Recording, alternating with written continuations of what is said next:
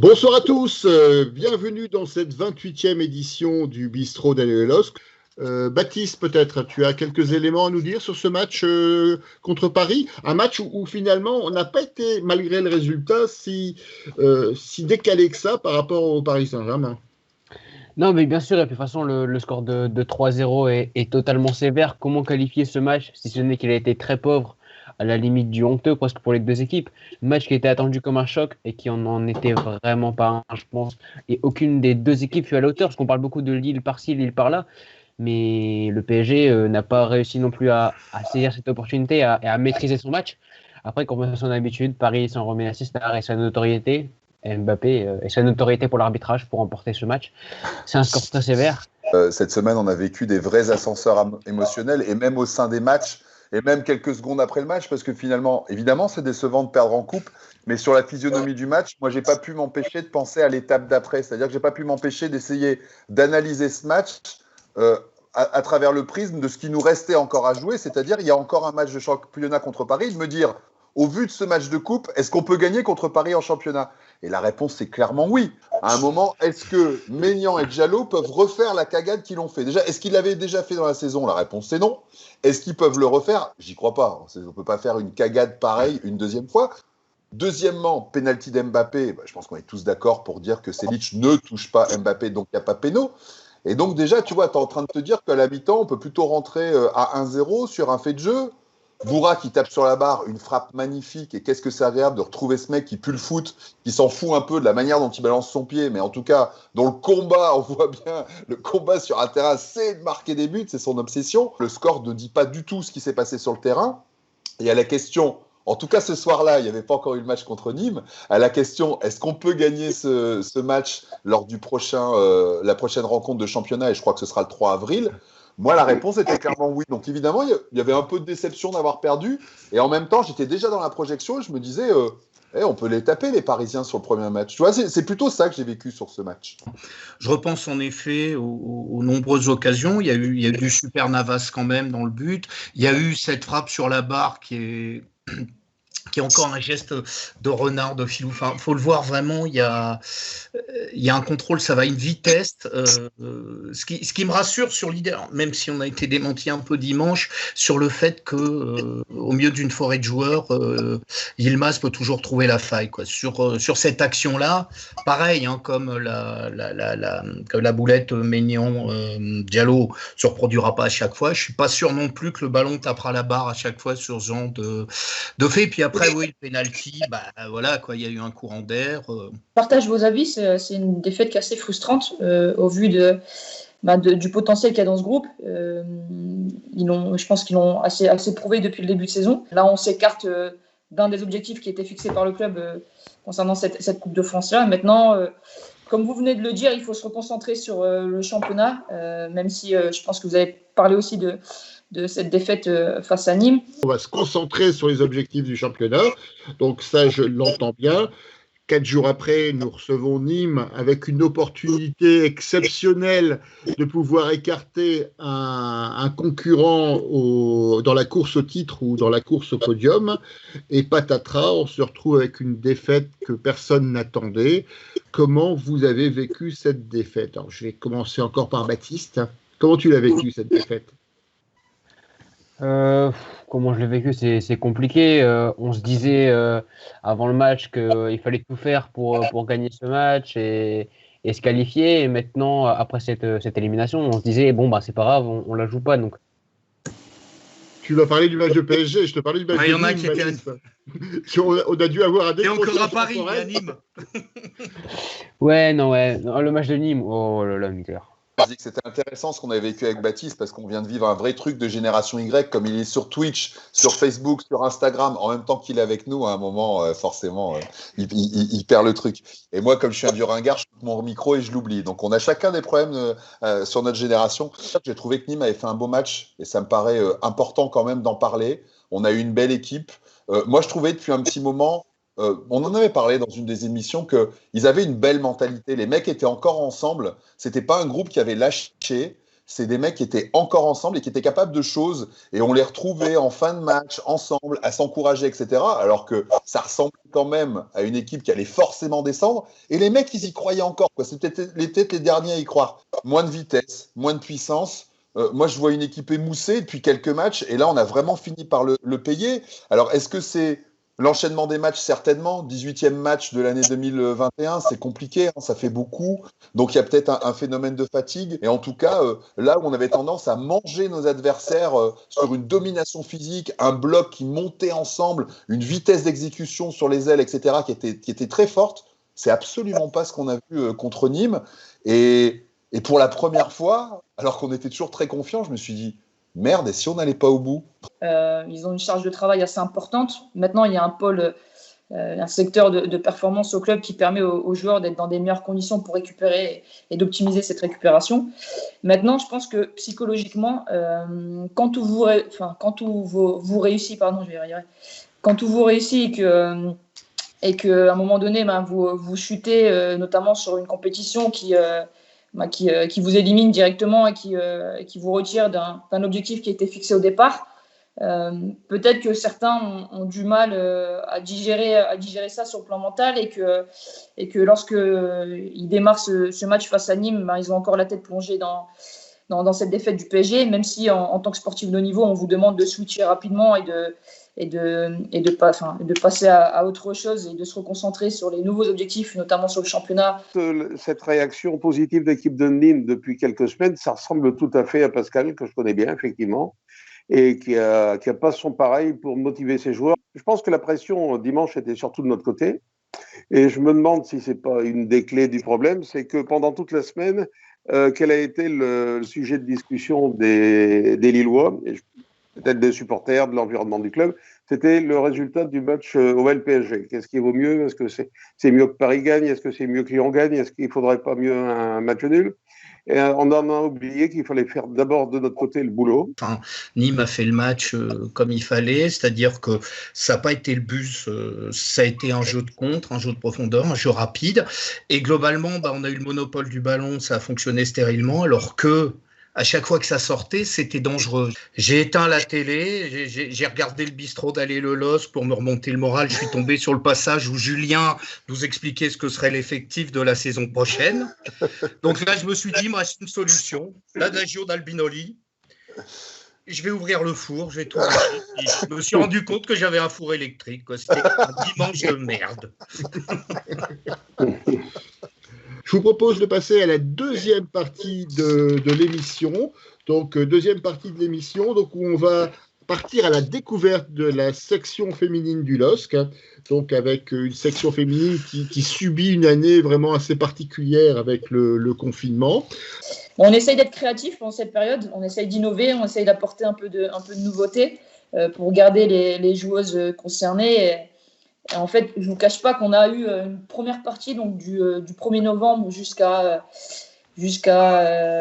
fin février où on a réussi à mettre en place un peu de nouveauté dans les contenus de séance d'entraînement. On avait un groupe entièrement concerné et encore investi et encore impliqué jusqu'au moment où la FFF nous annonce que la reprise du 18 avril est une nouvelle fois suspendue.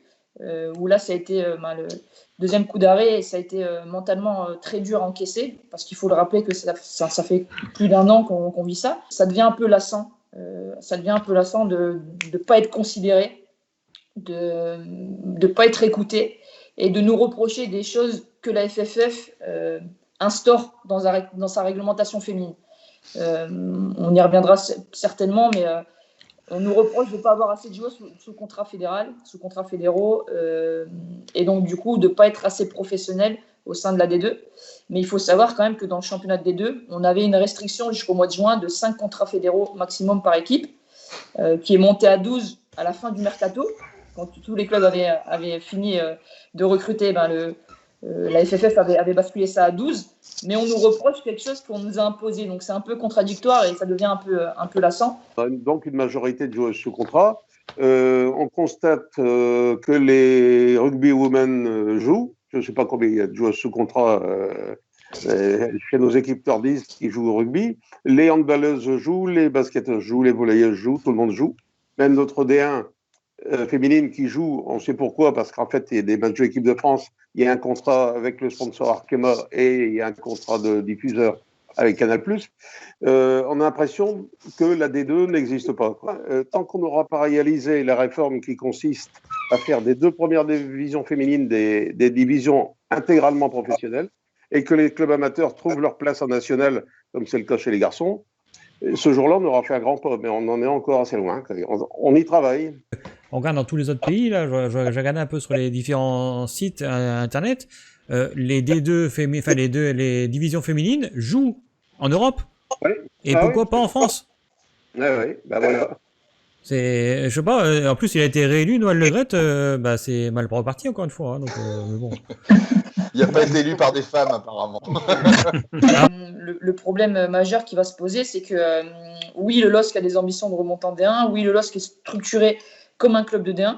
Je participe à une formation dans le cadre des diplômes d'entraîneur du football féminin, et en fait on a fait un comparatif avec les autres clubs de D1 actuellement au niveau de la structuration, et le LOSC est en avance. Le LOSC est très bien structuré, donc les joueuses ont conscience de ça, des conditions de travail qu'elles ont au niveau du LOSC. On préfère parfois aller dans un club où on sait qu'on va passer beaucoup de temps sur le banc, mais on sera mis en lumière, on sera vu à la télé, on va parler de nous dans l'effectif de D1, etc. Les joueuses de D2, ça fait 2 saisons qu'elles sont mises au placard. On ne parle plus d'elles, on n'entend pas parler d'elles. Que la logique voudrait, comme c'était prévu lors de la reprise le 18 avril, qu'on joue l'intégralité des matchs allés, y compris notre match en retard évidemment, et puis qu'ensuite il y ait une poule de play-off, voilà, avec les 6 premières sur les 12 équipes.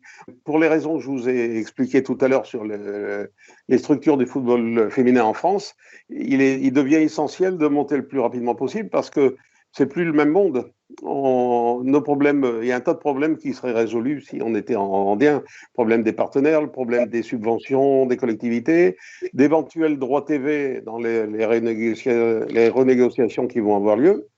Un tas de choses qui changent complètement la donne, et à condition de pouvoir s'installer en D1. Pour nous, les Dogs de Paris, c'est important parce que je pense qu'il y a quelque chose d'assez fondamental chez les Dogs de Paris, mais qui est partagé avec les gens du bistrot, c'est qu'on est nostalgique du football d'avant. Et le football d'avant, il est incarné par les féminines aujourd'hui. C'est-à-dire que cette proximité qui nous manque tant avec les joueurs, on la retrouve chez les féminines. Et moi, j'étais du match, Rachel, le 30 septembre 2018, au camp des loges, quand vous faites match nul contre Paris. Et c'était génial, parce que c'est quand même un exploit d'aller faire match nul à Paris. Et là, c'est pas le Covid, c'est vraiment l'extérieur. Hein. Il y a le Cup, parce qu'à Paris aussi, il y a les nostalgiques de ce qu'était le PSG avant. Et vous avez 300 mecs qui chantent tout le match, avec les fumigènes, les drapeaux, etc. Et je peux vous dire que c'est vraiment l'extérieur. Et ce match nul, il était génial, on s'est régalé. Les Dogs de Paris étaient là. Et moi, j'étais là avec mon petit garçon de 9 ans. Et franchement, mon gamin, il s'est plus amusé que quand on va au stade à Pierre-Mauroy, quoi. C'est vraiment la philosophie du club de former un maximum de joueuses. Depuis la descente, on a intégré 10 joueuses formées chez nous. Donc ça, c'est aussi l'une des forces du club, c'est qu'il y a vraiment des moyens qui sont mis pour les catégories jeunes féminines. Alors, ayant appris que Rachel était d'origine dunkerquoise, sur Internet, on demande si tu es la fille de Georges. Alors, avant d'apporter un démenti... Non, mais alors... Avant d'apporter un démenti, Georges, en tant que voisin, est-ce que tu as des questions ou des anecdotes? Non, d'abord, justement, il me semble que Rachel a entraîné mon fils. Pour avoir vécu dans d'autres clubs amateurs comme Arras et Hénin-Beaumont, je suis resté 7 ans à Hénin-Beaumont. À cette époque-là, je peux vous dire que les conditions d'entraînement étaient difficiles pour les féminines. On avait toujours le dernier créneau à 19h30, voire 20h. Vous finissez la séance, il est 21h30, 22h. Vous rentrez chez vous, il est 22h30, voire 23h. Vous avez des rythmes de vie assez soutenus et assez importants. Et financièrement, c'est pas là où vous en tirez profit. Et puis c'est très près de Lens en plus, donc c'est désagréable. c'est vrai. Ce que je dis aux joueuses des jeunes générations, c'est qu'elles sont tellement maintenant dans un confort. On les accompagne dans la prise en charge de certains frais, on les accompagne sur le suivi médical, on les accompagne sur le suivi éducatif, etc., qu'elles en deviennent des joueuses, des personnes assistées. Et elles ont du mal à avoir cette part d'autonomie que nous, on avait. Alors, je me considère pas encore comme trop vieille, j'ai 32 ans, mais je me rends compte que tout ce que j'ai vécu à Gravelines, à Hénin-Beaumont, m'ont permis de prendre en maturité très rapidement. Et c'est ce qui est en train de se perdre sur les générations actuelles. Alors, on a Costner qui parle du forum, enfin, sur le forum, qui demande y a-t-il des consignes pour développer une identité de jeu similaire au sein du LOSC? Filles, garçons, jeunes, pros. Ah, intéressant. Très intéressant. Alors, chez les féminines, je peux répondre chez les féminines, on a uniformisé notre méthodologie d'entraînement et notre projet de jeu, notre modèle de jeu, on l'a appelé, de U9 à D2. Ce que je vous disais tout à l'heure, quand j'étais joueuse, on avait uniformisé de U9 à U19. J'avais pas la main mise sur les équipes seniors. Les seniors évoluaient différemment dans la méthodologie d'entraînement. Mais maintenant, ça fait 2 ans et demi qu'on a instauré le même modèle de jeu, de U9 à D2, avec cette volonté malgré tout, parce qu'on sait que l'entraîneur de l'équipe première a tendance à changer. Donc de permettre aux gamines, sur leur cursus de formation, d'avoir une capacité, un contenu de connaissance leur permettant de répondre à n'importe quel projet de jeu. Donc voilà, on fonctionne comme ça chez les féminines. On ne se calque pas encore sur les garçons de l'équipe première, mais je sais qu'au niveau des garçons, le projet de jeu, le modèle de jeu qui est instauré au niveau de l'équipe première, il est aussi décalé sur l'ensemble des catégories jeunes. Personnellement, et au nom du club, j'ai fait de la montée en D1 et de la stabilisation d'équipe en D1 à long terme, un objectif, je vais presque dire personnel, parce que je me suis piqué au jeu depuis l'arrivée de la section féminine en 2015. J'ai trouvé le football féminin très rafraîchissant. On en a parlé, ça ressemble au football d'avant. Voilà, il y a beaucoup plus de fraîcheur. Donc, je voudrais que ça réussisse. En plus, c'est important, à mon avis, pour l'image du club, pour l'image de la région, dans la mesure où, comme le disait Rachel, on a beaucoup de filles issues de la formation qui jouent maintenant dans le groupe des deux. Je crois toujours dans le développement du football féminin dans les années qui viennent. Donc, il ne faut pas laisser passer le train.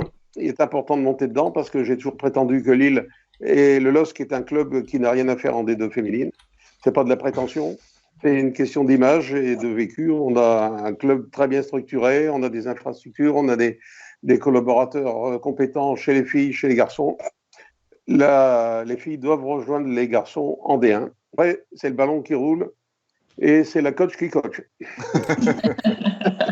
Merci Rachel pour cet instant et cette présentation, finalement, cette découverte du section féminin pour beaucoup d'entre nous. Donc merci d'être venu et d'avoir accepté notre invitation.